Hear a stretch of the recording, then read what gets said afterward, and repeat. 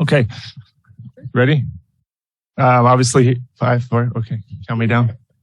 Obviously here to announce the extensions. We didn't plan on doing them on the same day. It just kind of happened that way. Love to thank Joe and Peter, the ownership group, making the financial commitment that they did, continue to do. A huge commitment to winning. I'm lucky to work with an ownership group like that, and lucky to have the opportunity to sign players like Jordan and Andrew. Love what they've been, love what they've done, and excited to see what they can continue to do and grow within the organization. As far as the Draymond returning to practice, I haven't spoken about that. Steve's talked a lot. I would say that I've heard much of the conversation around it. Very fair. From my standpoint, I would just echo what Steve said, is that we did our best. Understand there's different viewpoints. But from our perspective, it did involve a lot. And as far as conversations with the stakeholders, and it wasn't easy, but we made the decision we made. With that said, regarding the extensions, I want to thank CAA as well, the agency. They represented both these guys. So dealing with Austin Brown and Stephen Human, Drew Morrison, made it easier in some ways to talk to one group, although they had different agents with different players. But as we moved through the negotiations, we had a sense that both players really wanted to stay here. And certainly Andrew had been somewhere else. Seems like he's found a home that he's excited about. And Jordan clearly earned what he received, and they both did. So it's fun for us to be able to do things like that, reward hard work, reward two players that were probably not thought of being the ones that would get these type of numbers, but that's them. That's them. That's their hard work. That's the coach's development. That's our scouting group's ability to identify talent. So it's an organizational success story. And we love to reward players that have earned those things. Happy to answer questions on details or anything like that. Bob, did you anticipate getting these deals done before the season began, and did the incident with Draymond have any impact on the decision to sign these guys? Second question, no. The Draymond incident didn't have any impact on how we move through these things. These had been ongoing discussions. I know that they came to fruition pretty late in the game, but we've been talking to Andrew's representatives. That was a little bit quieter. I think a lot of people assumed that might not get done. But those conversations have been going on for 2 months. Jordan, we agreed to pick up later, and had a sense that we have a good opportunity to get it done. Wasn't sure where it was going to end up. But as far as after the finals and the victory, we organizationally felt like these are two guys we really want to keep and see if we can do it. But sometimes you can't. Sometimes the expectations don't align. Sometimes the money doesn't align.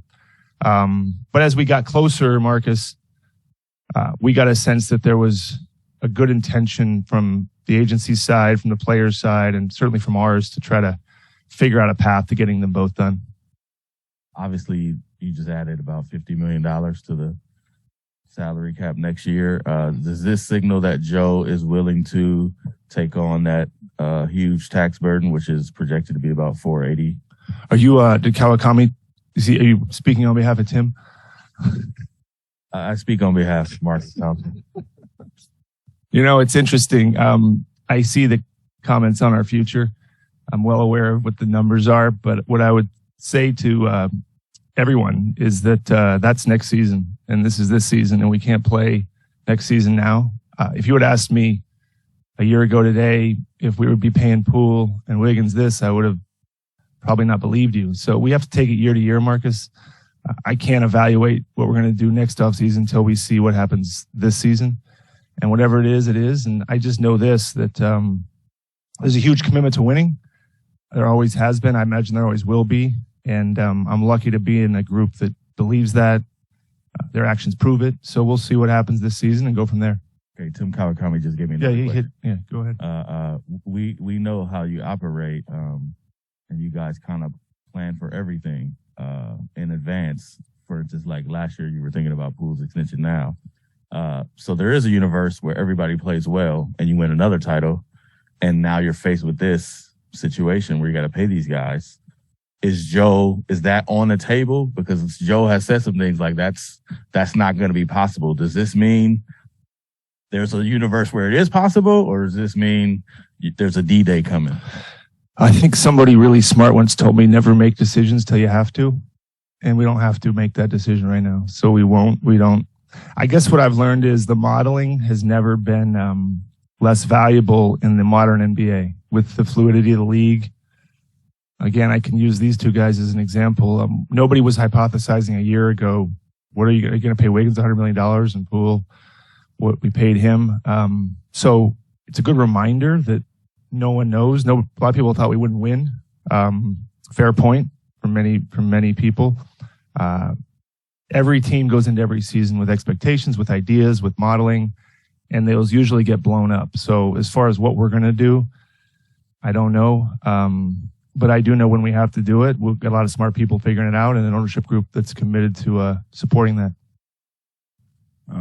Bob, you talked about the conversations around the Draymond Poole situation and you getting to a place where you organizationally felt comfortable with the outcome that happened. At what point and what happened that made you feel comfortable enough to go the route that you guys did with Draymond and well, if I said comfortable, I probably misspoke. None of this is comfortable.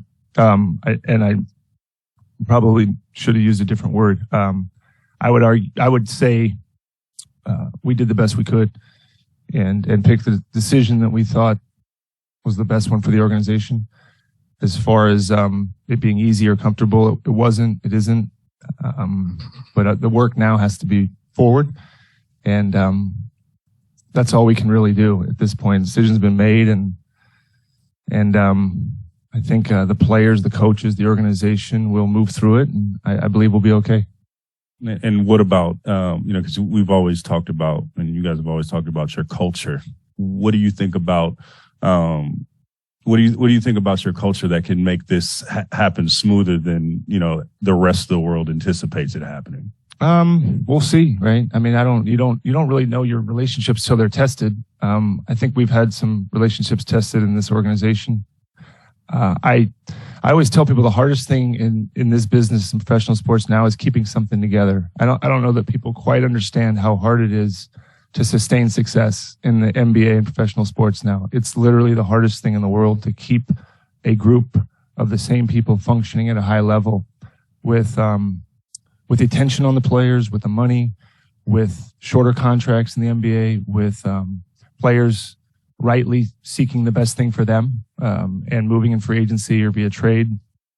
And each day we show up trying to protect that fabric, but it does take hits. It 100% takes hits, just like any relationship does. And you test and you see if you can figure out a way through that stuff. It helps to have history. Sometimes the history is checkered, though, so you got to deal with that too. But what I would say is that it's culture is people, and I think down in the practice facility and above me, parallel to me and beneath me in the organization, there's some really high quality people that we lean on in these moments, and that's what we're doing now.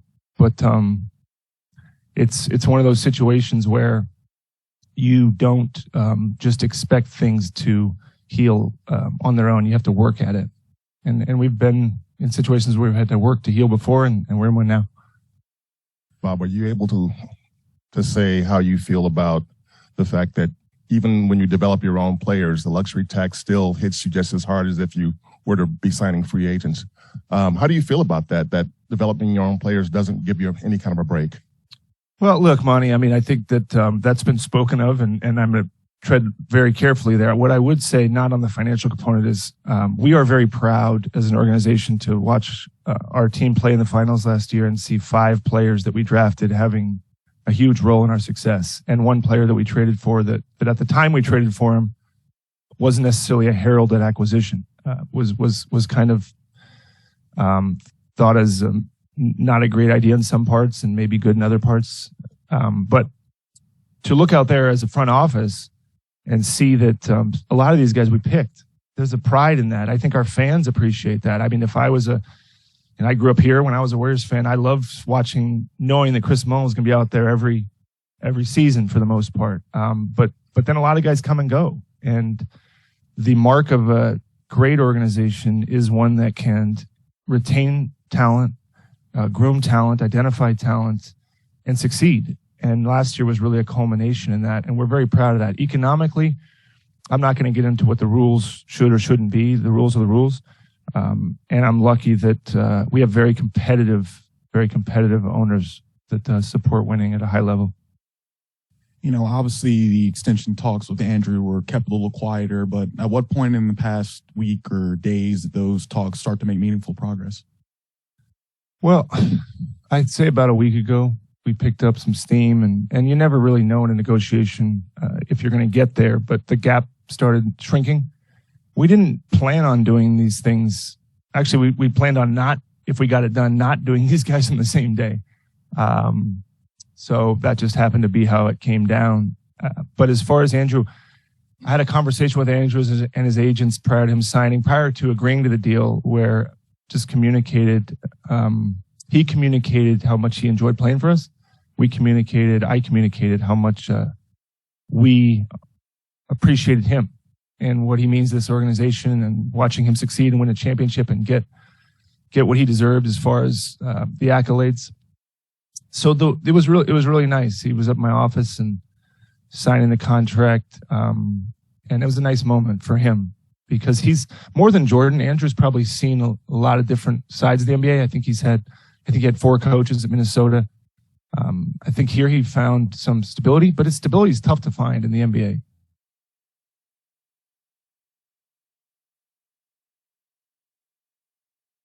Some of the noise and that's part of it. And then his rookie year, he would admit wasn't stellar. And then going down to the G League is something that I think a lot of players end up doing, but some feel like, why aren't I in the NBA? And how he embraced that opportunity. And Jordan, both came here in different fashions, but both have thrived. And so I guess we saw a finish line over the last 4 or 5 days that these things have a shot at getting done. Bob, how do you feel about where this team will be now in 2025? How do you feel now versus how do you felt about that maybe 2 weeks ago? Oh man, now we're going like two more years out. It's hard not to think about those things. And I know you write about them because it's not just you guys thinking about them. It's our fans. It's NBA fans. I honestly don't know if you would ask me in the year we were 15-50, if we would win a championship 2 years later, that would have been hard for me to digest. So in 25, what I will say is when you go down and watch the end of practice, I think there's a lot of talent out there and there's a lot of depth. And that's our job in the front office, to give our coaching staff, our fans, a product that they can get excited about, that can win. And the other night in the preseason game, we saw glimpses of the young guys. But in most places, those young guys get to play a lot more, and it's going to be tougher for our young guys. So I like what we have out there, but sports is a tricky thing, right? Things change fast. So we'll see 2025. Well, I was asking that question in the context of what has happened in the last 24 hours. I mean, right. What these guys, signing these guys do. Yeah. Okay. So I didn't get the question right, Monty, but I think it's one of the toughest things in the front office role is to acquire talent and keep it. It's easy to sit there and get cap space and think of guys you might trade for, but actually retain talent is really difficult. And so yesterday was a big moment for our organization in retaining two highly talented players, one young and one probably in the middle of his career, prime in Wiggins. So that's a big thing for us. It's hard to get players. It's really hard. And we have a lot of good ones. Some through the draft, many through the draft, some through trade. Not a ton through free agency on this team.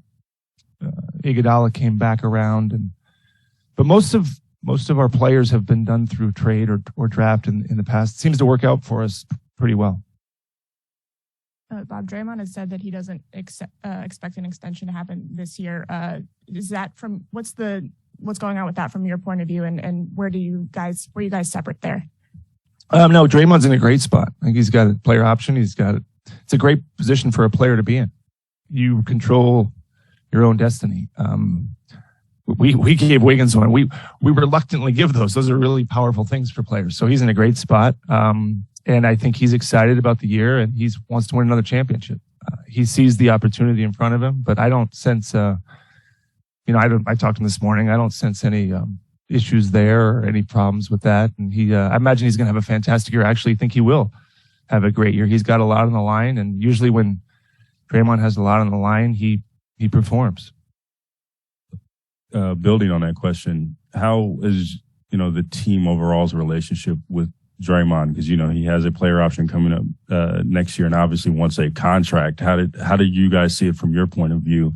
Has what happened affected how you guys view him going forward? What is your relationship going forward with him? Yeah, I've seen on the agent side, and not as much here since I've been with the Warriors, but I've seen contract conversations really infect the team. And I honestly don't. I know that's been a narrative. I haven't seen it on the practice floor. I mean, today was no different. I know it was written that was part of what transpired the other day, but I don't feel that. I don't think that. I think Draymond was asked that and answered it. So I don't feel that the contracts are. Interestingly enough, in my opinion, the players don't think about this as much as maybe you guys do, from my vantage point.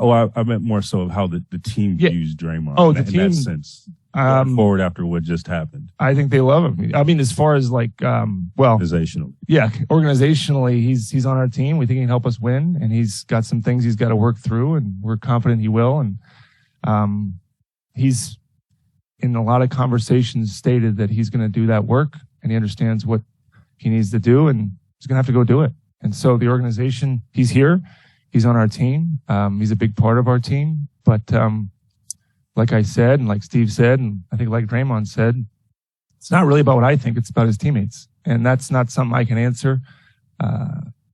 They can answer, and time will tell. You'll see the results out there. You won't need me to sit up here and tell you how it's going with Draymond and the players. You'll check in game 10 or 20 or 40 or 50, and you won't need anyone to tell you what it is. You'll be able to see what it is. So that question I know we want an answer to now. That question will get answered over the course of the season, like it should. Is or what it is. It's really for them to figure out. Bob, in a funny twist of fate, you just gave a guy up to $140 million, and he's coming off the bench, and that doesn't happen. But obviously, you see something big for his future. How would you explain what you see Jordan's ceiling to be in this league? Well, if you like the analytics, he checks out in a lot of ways. If you don't, that's fine too. He's got youth on his side. I think the thing that gives us the most encouragement, to be honest, is his work ethic and how much he likes to work, and he loves to play. And many people think that those are things that are automatic in the NBA, and they're actually not. I don't think everybody loves to work, but he does. He's proven that. I asked a few people prior to in our organization, is there any reason why we wouldn't pay these guys? Is there something I'm not seeing? And whether it was a player, whether it was a trainer, whether it was Steve, ownership, and everyone came back with a strong, these are guys you want moving forward. And even Wiggins, how he showed up, a little distrusting, and who he is now, and maybe you see it when he sits up here. I think him and Jordan are going to come up here, and he just seems like a different guy in a positive way. And so those are the type of people, much like 10 years ago when Curry in a different way had the ankle stuff. We extended him, and some said you shouldn't. Our answer internally was we're betting on the person, and that's what I would say about Jordan and Andrew. We're betting on the person. Hi, Bob. You guys really pride yourself on having high character guys and drafting high character guys and bringing those kind of guys in. But one of the two ways, Anthony Lamb, he has some pretty serious accusations that were thrown at him in 2021. And I was just wondering, when you guys brought him in, was that something you guys looked into with the process, and what did you guys find? With that? We had we checked with the NBA, we checked with the two teams that had prior signed him, and didn't hear anything as far as official charges or anything like that. And it's tough because we take that very seriously, but at the same time, it's difficult because if somebody is accused of something but not charged or convicted, and we then deny them an opportunity, is that fair too? But again, that's a very something we take very seriously. But we can only at times look at what the law has done, and also follow the leadership of the NBA. If the NBA had said this is not something we would recommend or do, or there's an ongoing investigation, we would not have moved forward. They have more information than we do in this situation, and we had to lean on that. We leaned on the prior teams that signed him. Our general counsel looked into it himself, but we didn't do it lightly, but understand the question.